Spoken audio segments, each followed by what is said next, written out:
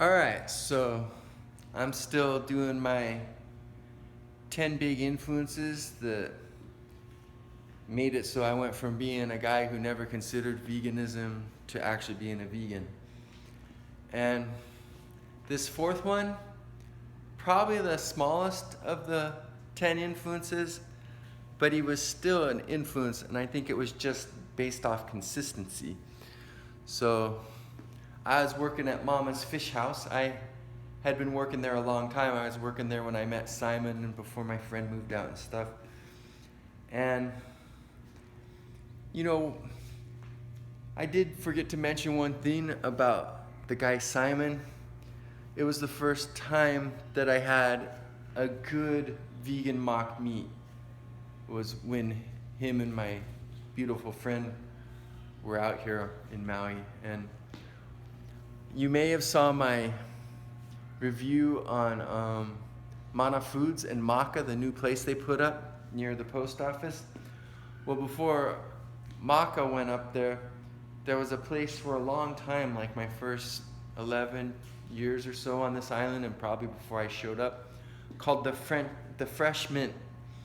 And it was kind of like a Vietnamese vegan restaurant.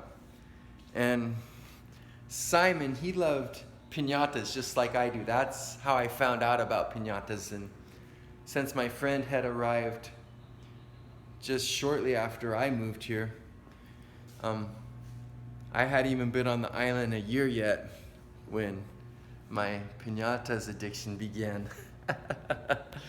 So one day she asked Simon where he wanted to eat, and he got a big smile, and we thought he was going to say piñatas, and he said the Fresh Mint. So we went up there, and I definitely wish he would have said piñatas because I loved piñatas. And you know, at the time I ate meat, and piñatas has vegetarian, vegan, and regular meat. So that was a very Matt-friendly restaurant at the time, just like it is now. And I wasn't into fake meats and tofu and stuff. But anyway, we went there and I ordered some sort of fake chicken, and it was actually pretty good. Like, it wasn't as good as real chicken, and I thought everything was overpriced, but it wasn't bad, and it wasn't like crazy nuts overpriced. It's just like, it's more than I wanted to pay at the time for what I got. But I was pretty impressed. I was like, this isn't too bad. So that was like the first time that I came across the mock meat that I didn't mind very much. Anyway, back to the fourth person that influenced me. I was at Mama's, and we got this new cook with like long hair, and he was a vegan.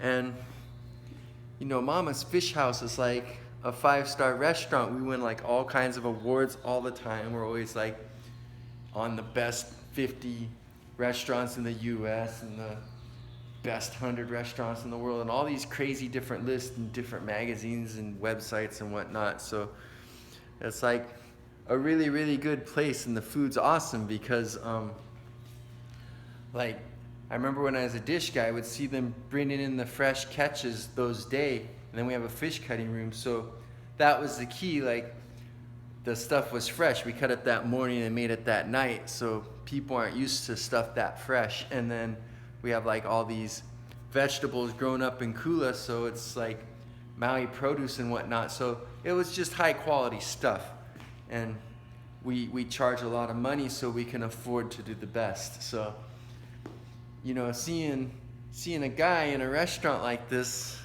eating tofu instead of this fresh cut fish just really kind of impacted you. And he was a cool guy. Like, he was well reasoned, like had a good demeanor, didn't get all riled up easy and whatnot. He wasn't like a super strong activist or anything. I don't know, like, he just made a good impression on me.